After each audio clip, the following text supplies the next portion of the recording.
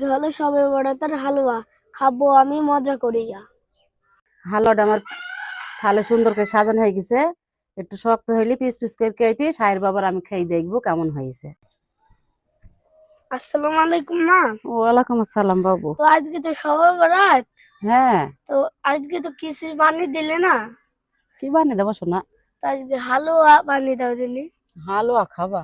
হ্যাঁ, হালুয়া থাইলে মোটা চাল তো মোটা করে তো পিসা হয়নি, সে ঘরে ময়দা আছে থাইলে সেই ময়দারই থাইলে হালুয়া বানিয়ে দিছি।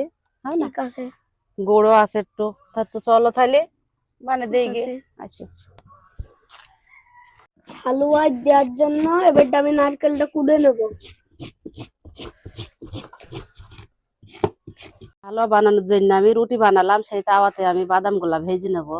এই যে হালুয়া বানানোর জন্য এবার আমি চালের ময়দাটা আমি ঘিতে দিলাম, দিয়ে নেড়ে ভেজে নেবো সুন্দর করে। আটাটা সুন্দর করে ভেজে নিতে হবে। আটাটা আমার ভেজনা হয়ে গেছে, এবার আমি আটাটা ঢেলে নেবো।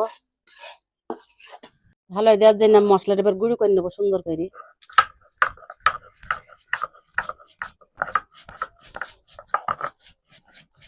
হালুয়ার জন্য এবার আমি গুঁড়োটা দিয়ে দেবো কড়াই।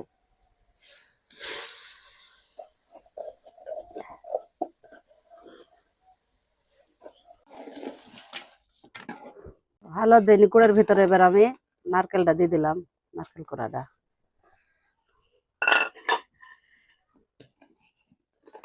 তারপরে যে কিশমিশ, বাদাম, দারচিনি, এলাচ, তেজপাতা সবকিছু একসাথে দিয়ে দিলাম।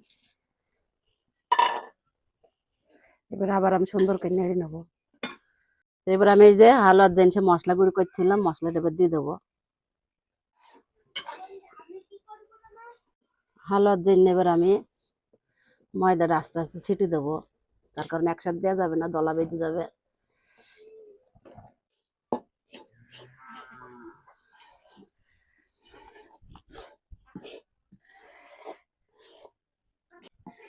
হালুয়াটা আমি শুকনো করে মারলাম, আপনারা চাইলে এছাড়া একটু পাতলা করে মারতে পারেন।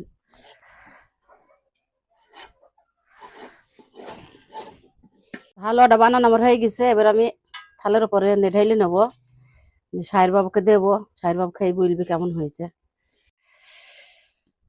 তো এই যে হালুয়াটা আমার থালে সুন্দর করে সাজানো হয়ে গেছে।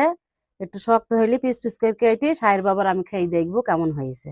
বাবু, সাহের বাবু, এই যে দেখো তোমার জন্য আমি কিনে এসছি। এটা তো সন্দেশ।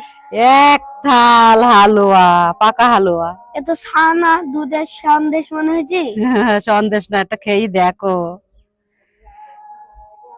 ঠিক এই আছে, দেখো। তুমি একটা নাও, তুমি ওটা খাও, আমি নিচ্ছি একটা। আচ্ছা তাহলে তুইলে নাও তুমি। এই যে দেখে দেখি, বিসমিল্লাহ।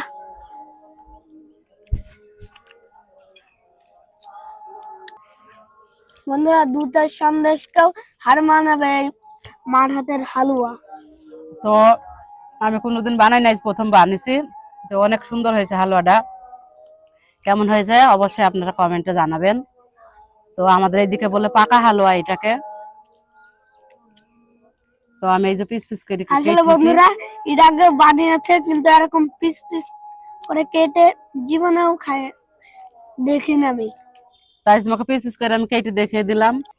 তো সবাই বরাত উপলক্ষে এই যে আমি হালুয়াটা বানিয়েছি, অন্য কিছু আমি বানাই না আজকে। তো বাবু বলছিল তো মা কিছুই বানিয়ে দিলে না, তো সেই কারণে আমি হালুয়াটা বানিয়ে দিলাম। তো বাবু খাক। তো আপনারা কে কে হালুয়া বানিয়ে খেয়েছেন এমন করে অবশ্যই কমেন্টে জানাবেন। তো সবাই ভালো থাকবেন, আল্লাহ হাফেজ।